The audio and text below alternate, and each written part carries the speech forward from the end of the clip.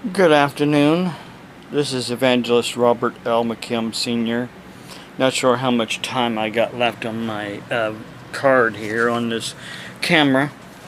But I wanted to I was going to try to do it in the last few videos, but I couldn't find the information.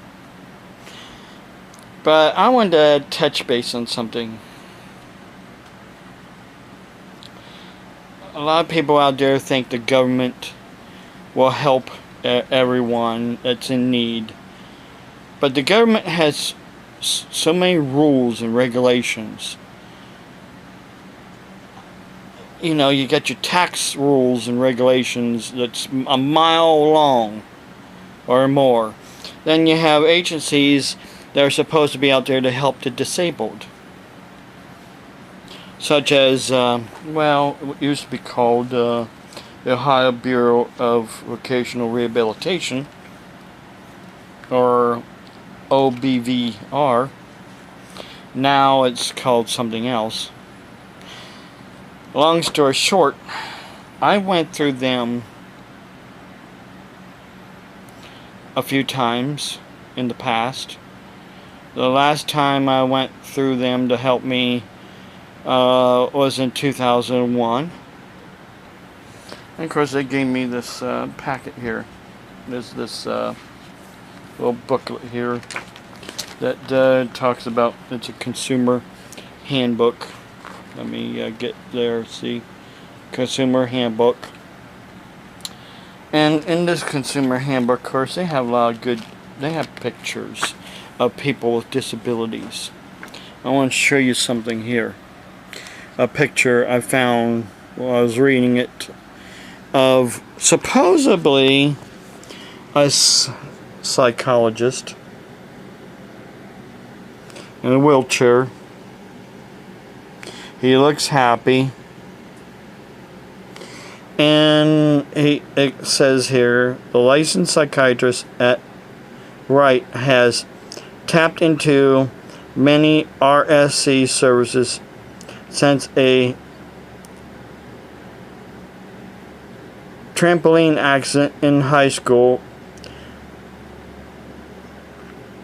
resulted in his quadriplegia. In other words, he's a quadriplegic.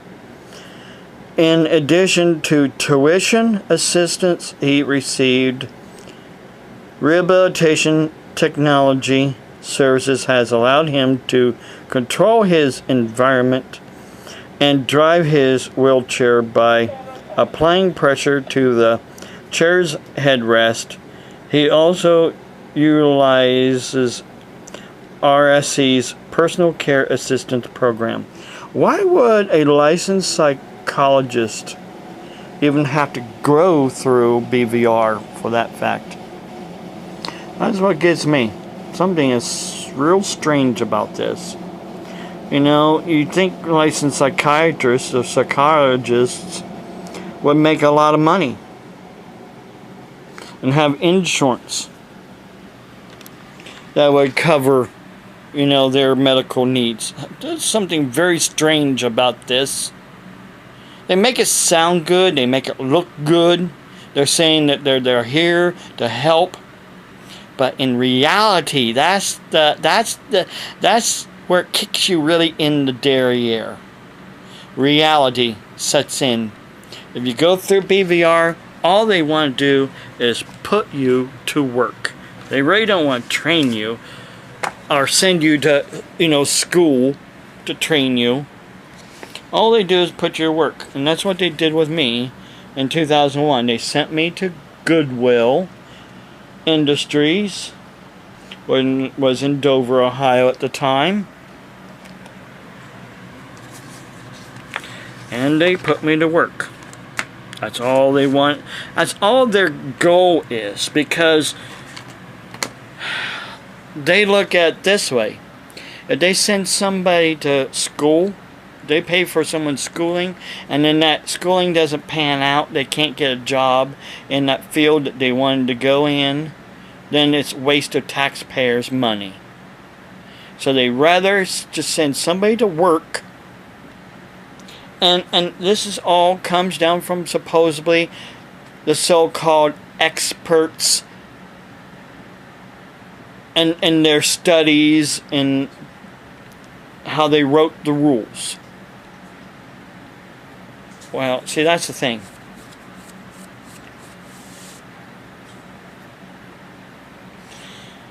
Renee had been thrown under the bus by Stark State College. We called around and we've asked different questions about the standards of academic progress that the college has. The federal government said, oh, it's up to the local colleges to make their own rules. So I was thinking, well, it's the college's rules. Maybe we could get them to change their mind. Actually, come find out, it's actually the law. The federal government has set these guidelines, not the colleges. The federal government. And the colleges is just going along with the federal government's guidelines.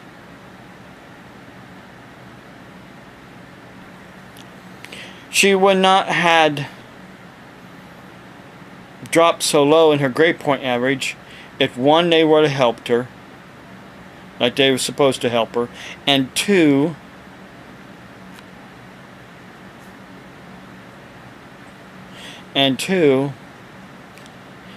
if she didn't get sick so many times and had to withdraw from classes.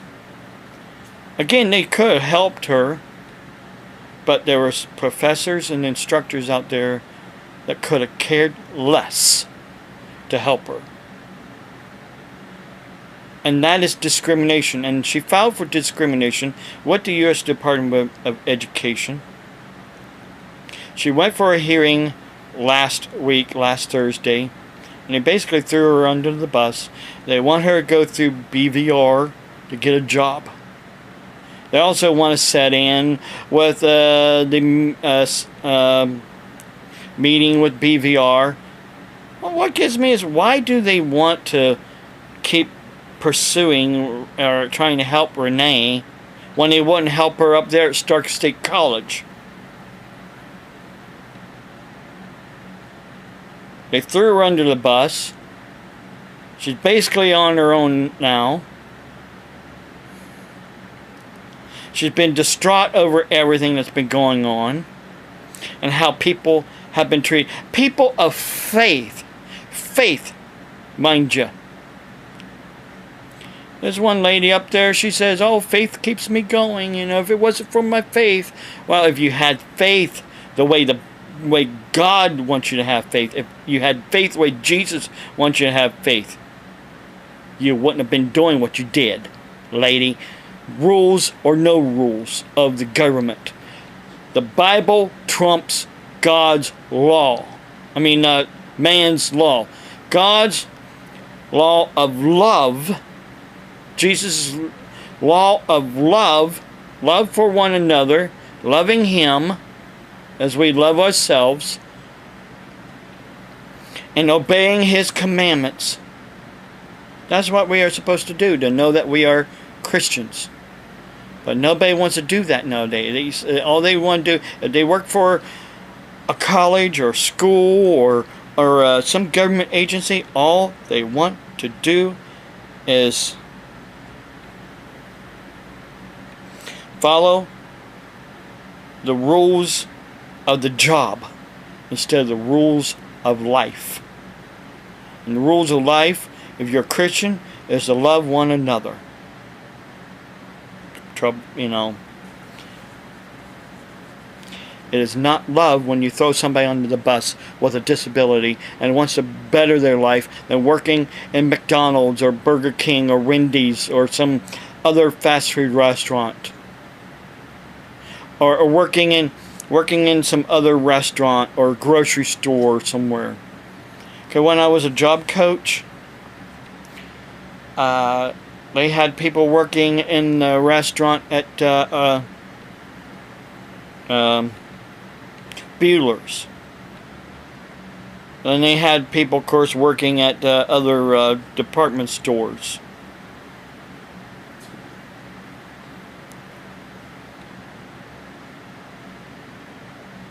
And a few other places. And mostly, where? In the food areas, or someplace out of the way, where they're not really seen. Or they're doing menial jobs like sweeping the floors and things of that nature. Straightening things up. Well, at least they have a job. They're making a little bit of money. That's what's really important. Well, you managers and you assistant managers, you bosses out there, you demean people with disabilities when it comes right down to it. It's demeaning. Really, they want to better their lives, but they're not allowed to better their lives because you want to keep them under your feet so you can show in the numbers, in the statistics, that they still need help. So you can keep your good, cushy job that you get money from the government for. I'm not stupid. That's why the whole system is set up. If you're an agency that works with people with disabilities, you get money funneled in from the federal government and the state government. Tax dollars coming in. And then you gotta show proof of why you need that money. You gotta show, here's how many people is on our system that needs help. If you do something to give them an education to better their life, then they would no longer be on the system. Now would they? And then you'd lose money, and then you'd lose your job, your good cushy job. You think I'm stupid? Do you think I'm stupid? Do you think I'm stupid? Huh?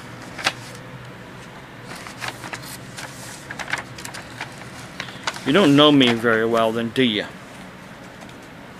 Because let me tell you something. This doesn't mean stupid, okay? This doesn't mean stupid. Got it? See it? Huh? That's my college degree from Belmont Tech. I also have a diploma from Stratford Career Institute in psychology and social work. And that isn't all. You know, I got my degrees from Universal Life Church. A lot of people laugh at that too, because some people say, well, that's just an internet church. When was the internet invented? Was the internet invented back in the 1950s? Huh? Was it? Was it invented back in the 1980s? There was computers in the 80s. And how computers were set up back in the 80s, you had to have this device hooked up to your computer, and you set your phone receiver on it to dial into another computer. There wasn't the internet like it is, what was in the 90s, from 95. You know, came out with Windows 95 and Windows 98, and from there on and on and on. What is today? Just because the church utilized the internet as a tool, then there's people out there who think, well, it's just an internet church. An internet church. It's not an internet church. It started in the 50s as a prison ministry, basically. Then it went on from there. I was ordained through another minister. Well, I gotta get off here. I'm getting a phone call. God bless you.